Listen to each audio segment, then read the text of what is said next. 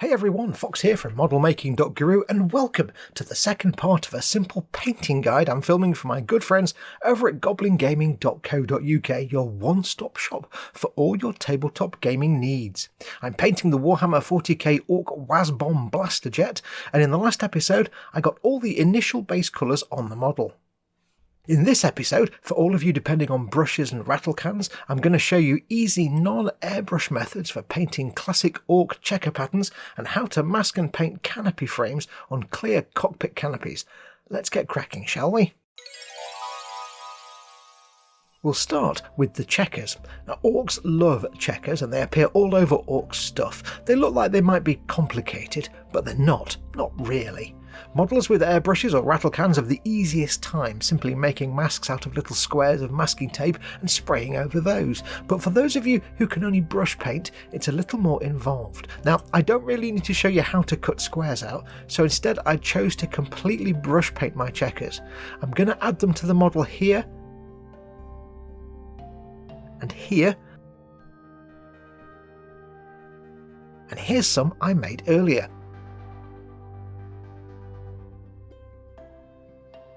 That's what we're going for. I'm going to paint black and white checkers, so oddly I'm going to need 4 colours. I'm using Citadel paints for this. I used Celestra Grey, Orthuan Grey, White Scar and Abaddon Black, although I won't use the White Scar until we do paint chipping later. I started with Celestra Grey. Now, you might ask, why do I need all these colours and not just black and white for black and white checkers? Well, this is a lesson that you must apply to all the painting you do, not just for this pattern. As you gain experience, you'll learn that some paints are horribly transparent and some tend to be more opaque. Now, in the Citadel range, they actually separate these out as layer paints, which are more transparent, and base paints, which are more opaque. For other paint brands, it will vary from colour to colour. However, normally it is well known that certain colours, white, yellows and reds especially, are magnificently transparent and a living nightmare to paint with over darker colours. So, for example, if you paint yellow over blue, it can come out looking green. Blue plus yellow equals green. Also, if you're painting over a dark colour such as a black primer coat, it'll take many more coats of paint to hide the darker layer than if you are painting with a more opaque colour, and you can end up with a terrible looking lumpy paint job.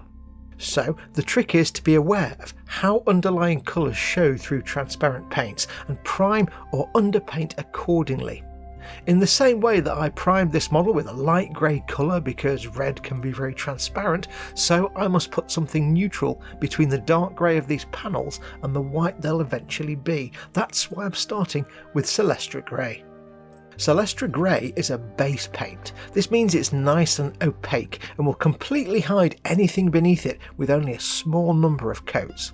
It's also a neutral colour and so will not tint or change any colour painted over it. I used a nice big brush to make sure that I had a good reservoir of paint and to ensure that I could flatten it out and keep brush strokes to a minimum. Now, although it could cover the dark grey easily with just a couple of coats, I find thinning the paint a little more than normal and applying more thinner coats can give a nice smooth finish. I applied this as 5 very thin coats. The first few are streaky, but this goes away. You can apply it thicker to cover with less coats, but the work we'll need to do here to get this to the final checker pattern can result in 10 or 20 layers or more of paint by the time I've finished, so they must be thin to preserve detail.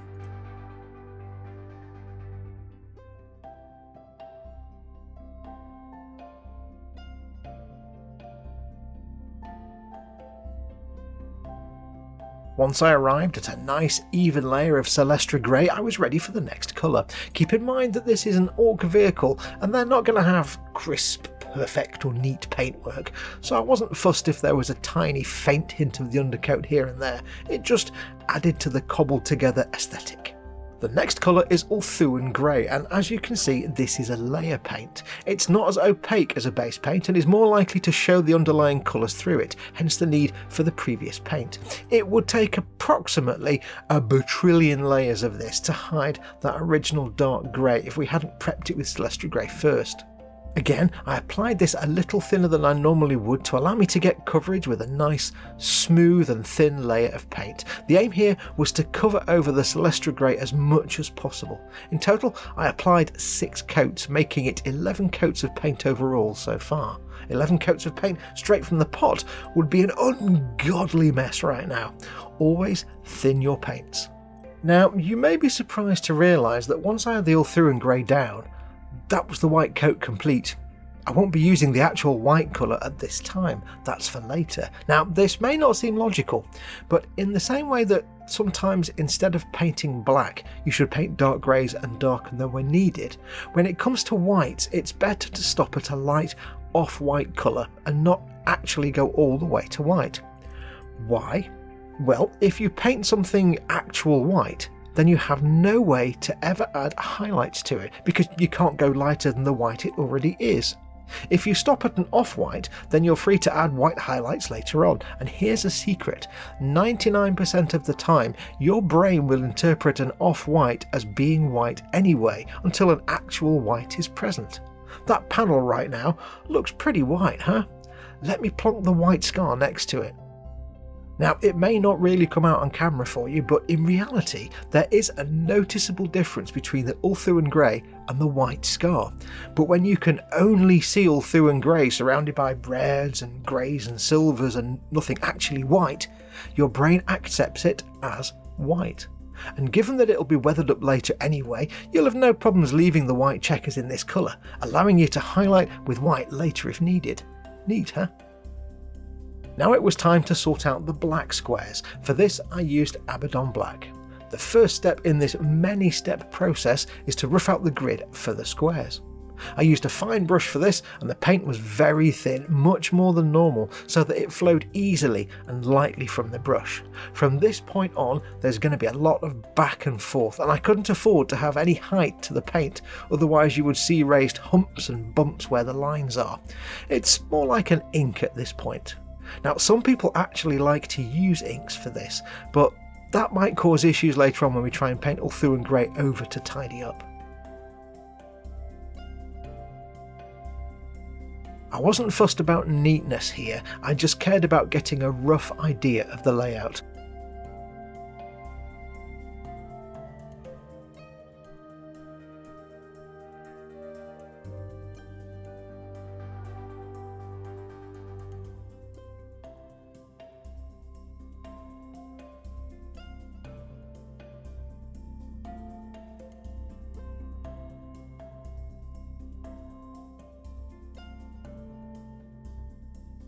Once I had it sketched, I applied the first of many very thin colour coats, more like a wash, to the black squares. Again, it looks like ass right now, but that's fine. I wasn't looking to get the squares fully opaque yet, because what happened next is what most video tutorials never show you: the epic back and forth fartassery that takes ages.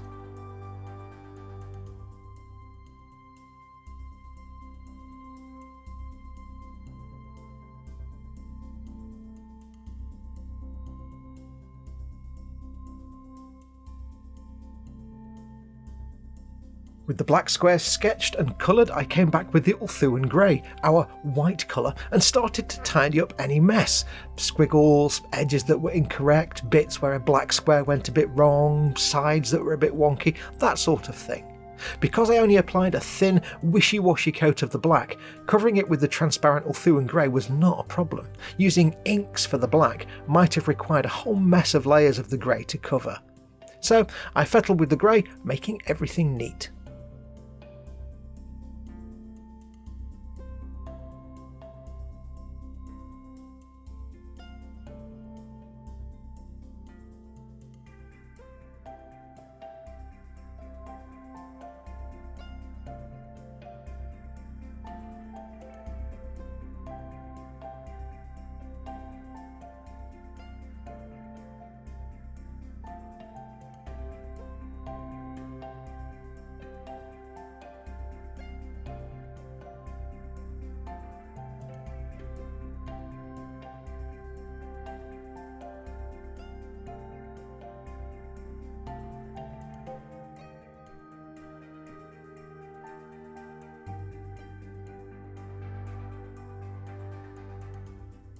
Once that was done, I went back in with another very thin coat of the black, again not expecting it to be totally opaque yet, to tidy and neaten up further. I applied this as another thin coat and not a single thick coat, as I knew that as I painted I'd see bits that needed further correction and tidy up and would most likely make mistakes and need to come back with the grey again, so it was important to work in thin glaze-like coats of black.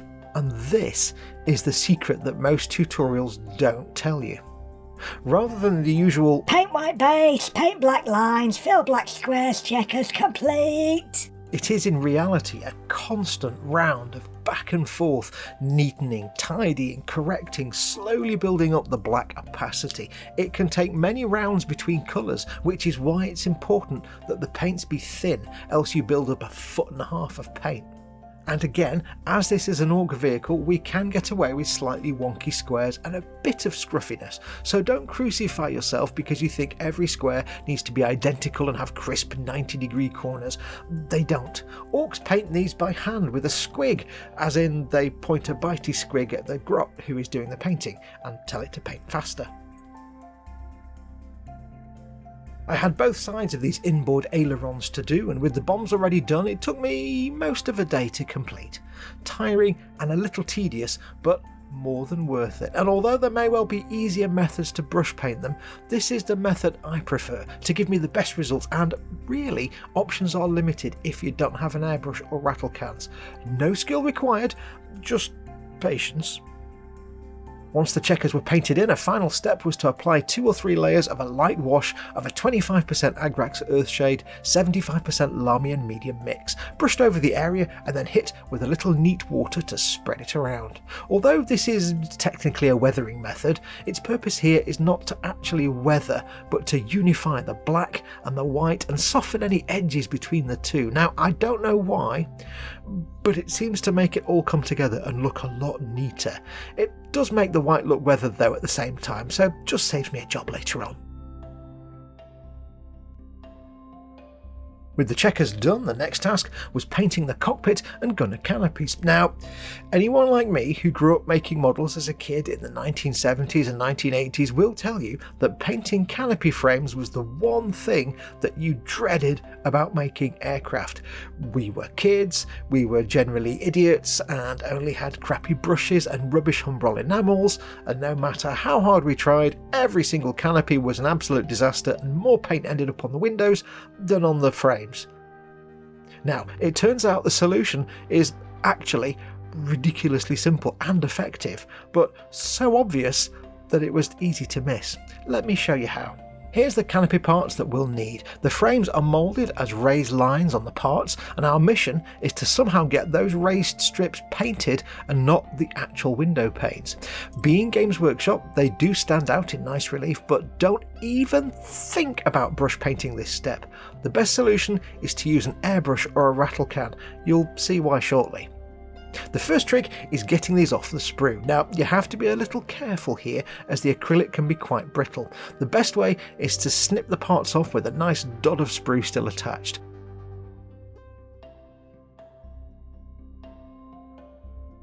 Then you can carefully cut this excess twig back with finer, more delicate cutters.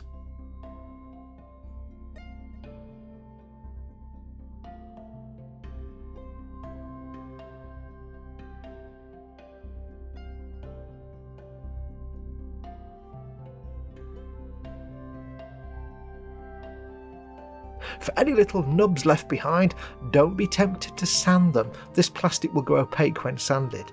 Instead, carefully trim them back with a sharp knife.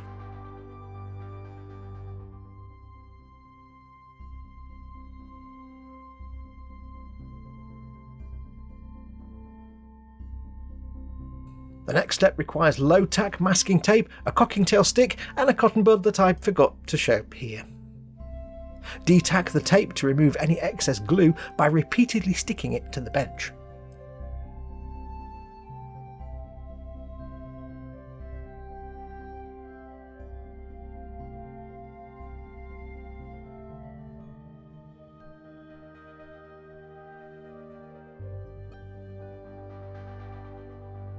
Cut a piece of tape that's just bigger than a canopy panel. Depending on your canopy, one piece could encompass the whole canopy, but for this one we'll need many pieces.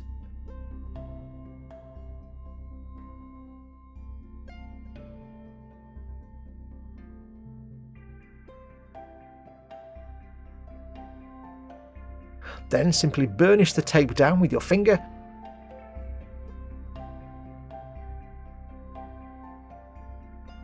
A cotton bud .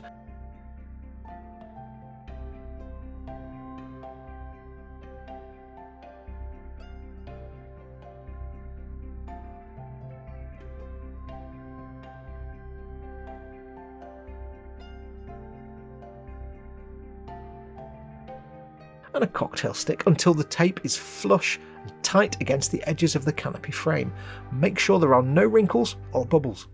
Incidentally, I am wearing gloves here to keep the canopy clean. Despite this, and for those of you in the know, I haven't dipped this canopy in gloss varnish to restore it or shine it up because it's a clunky scrap orc flyer and even the clear parts will be weathered later on. So I want to keep any scuffs and imperfections that it already has to suggest orky shonk.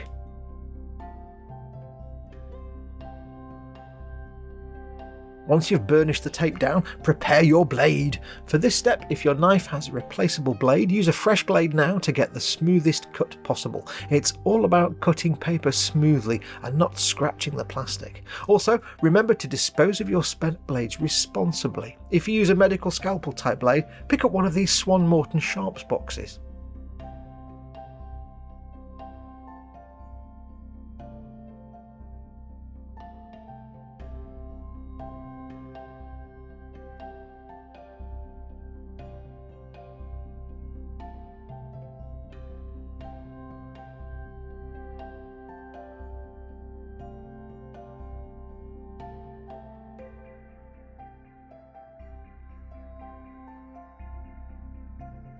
Simply run a knife at 45 degrees to the vertical side of the frame and cut along the windshield edge where the tape is burnished in.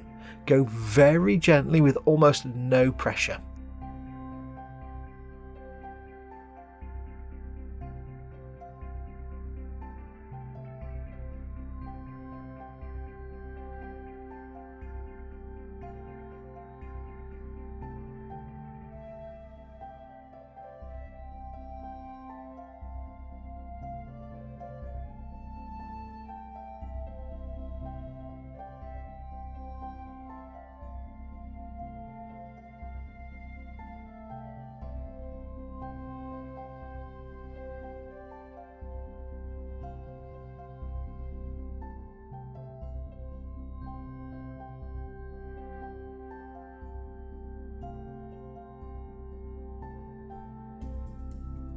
When you've worked around the part, with tweezers, very gently pull back the tape from over the frame, leaving behind the tape that covers the windshield.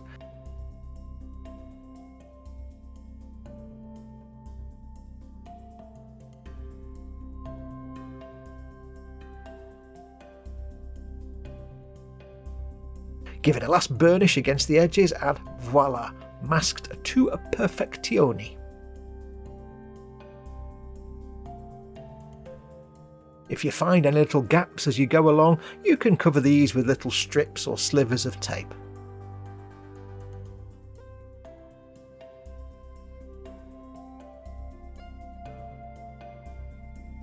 Once I'd masked everything, it took about an hour or so, I mounted them on bits of foam by looping some masking tape sticky side up. Note how I also masked the inside of the clear parts and sealed up any little gaps where paint can get in. We were ready for paint. I chose to use two Citadel rattle can primers purely because they were easy and also just about the right colour, Mephiston Red and Death Guard Green. Now sadly I can't film spraying them as that's got to be done outside.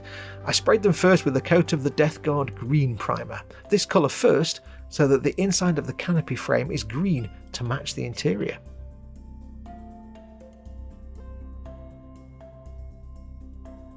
And then, once that had dried, with the Mephiston Red to make the outside frame match the fuselage. I bet you never thought about having two different colours inside and out, eh?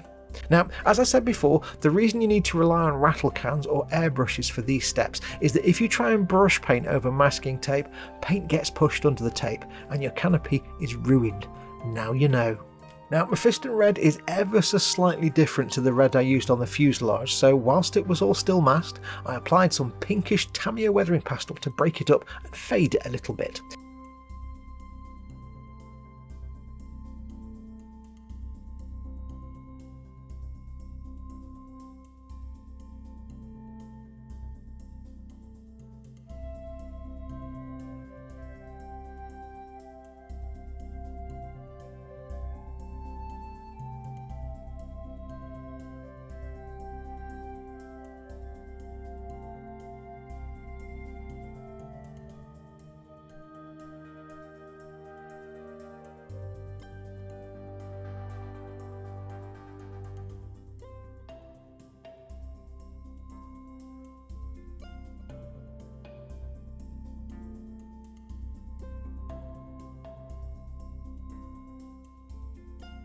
To seal in the pastel and to protect the paint while still masked up, I applied some Humbrol 49 acrylic rattle can varnish. This stuff is brilliant but must be used outdoors, and make sure it says acrylic, not enamel. Spraying an enamel varnish on non-enamel paints will always end badly. Once the varnish had dried, it was the scary time when the masking comes off. It's simply carefully peeled away with tweezers or cocktail sticks.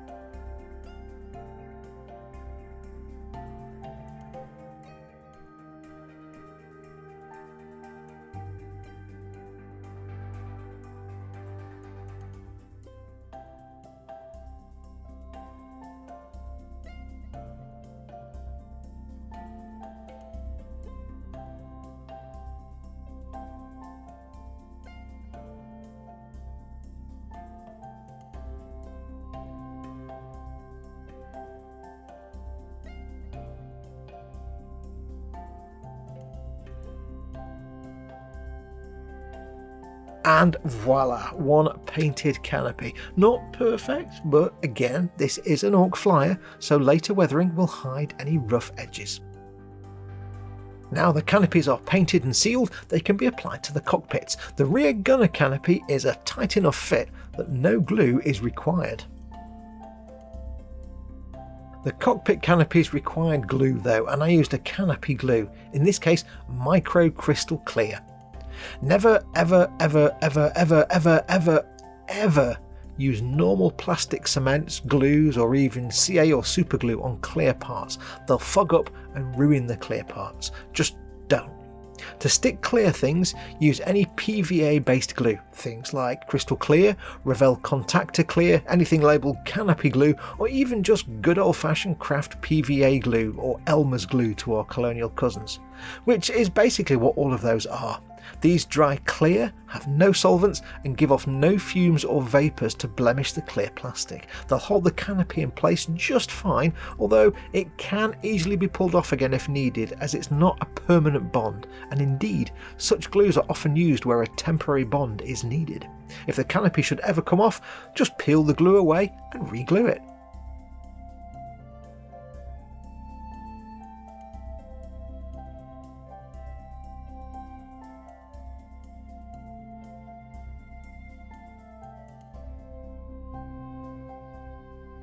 And with the canopies attached, there's pretty much one step left before we can start the weathering.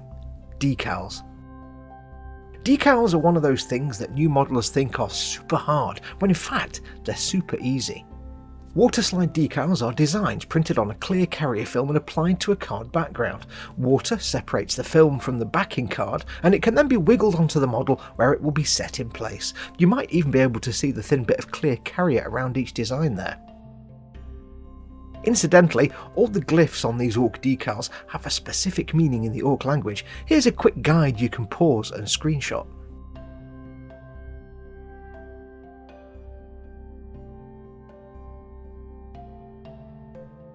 You don't need a lot to apply water slides. Firstly, there is clean, warm, not hot water, the obvs.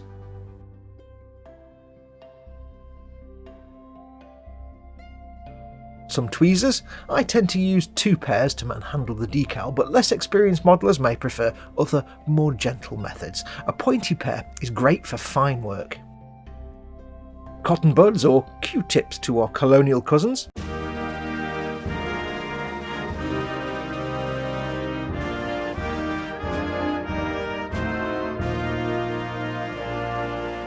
For squishing water. Squishy, squishy, squishy. And yes, you'll likely need quite a few. It's always the way.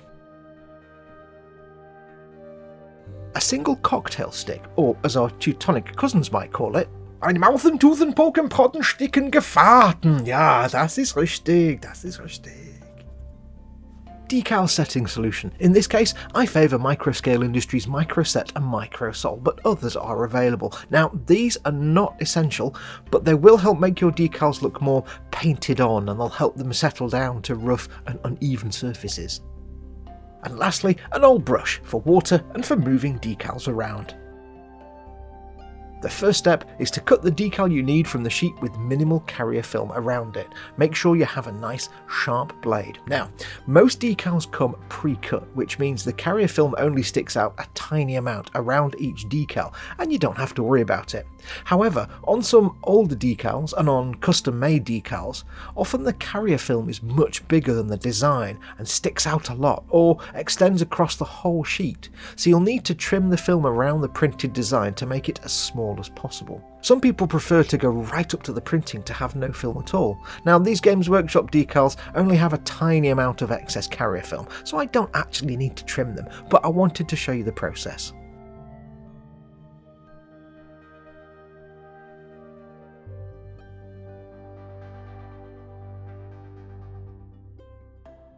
Then the trimmed decal is dipped into the warm, not hot, water to detach the design and carrier film from the backing paper. How long this takes can vary depending on the brand of decal, but it's usually between 5 to 30 seconds or so. I like to fuss it with a brush or tweezers to see when it moves.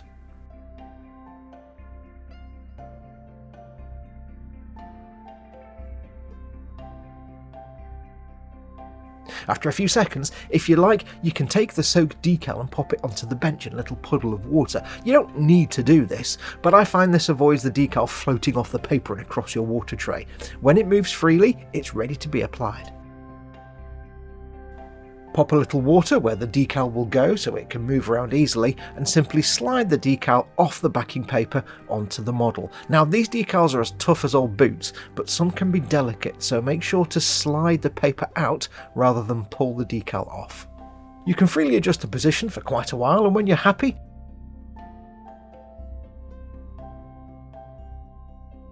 simply squeeze out any excess water with your cotton bud. See how I roll the bud, not drag it, to help prevent the decal sliding or tearing? This gets all the water out, which helps it bed down and avoids air pockets forming later.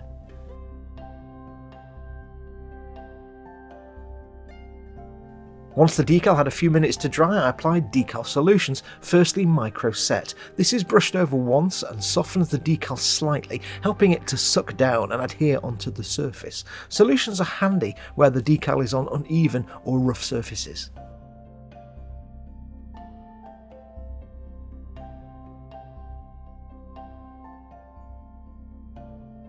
Once that looked dry, I applied Microsol. This also softens the decal, but even more, and helps it bed down over lumps and bumps and into recesses. It also eats away the carrier film a little, making it less obvious. On a flat surface, you may only need 1 or 2 coats, but on an uneven or textured surface, you may need many more coats. Keep going, adding a coat each time the last one has dried, until the decal settles into that surface and looks painted on. With all the rest of the decals added, I took a moment to pick out a few of the little metallic areas I'd missed, attached the air brake panels, popped a very light matte varnish over everything except the canopies, never varnish clear parts, and voila! Building and painting done, ready to start the fun stuff, weathering. I applied that light matte varnish purely to protect the paint. You may have noticed as we went along there were areas where the paint had rubbed off with my handling of the model. This is a possibility with acrylics as they're not super durable at the best of times, and on this build, of course, the primer failed and was not helping the paint stay on as well as it should. Now, it's no biggie, rubbed off edges can be dealt with in the next steps, and this way there'll be no more scuffs and scrapes when I do the weathering, apart from the ones I actually paint on. I also chose to do it now as I know the weathering steps ahead will matte the shiny metal parts anyway, so there's no issue varnishing it now. So stay tuned for part 3 when the filth and dirt and grubbiness will begin. Until then, of course, thank you very much for watching, and don't forget to follow the links in the description below to snag this kit at goblingaming.co.uk, where all Games Workshop products are always 20% off RRP all the time. What are you waiting for? Adios amoebas!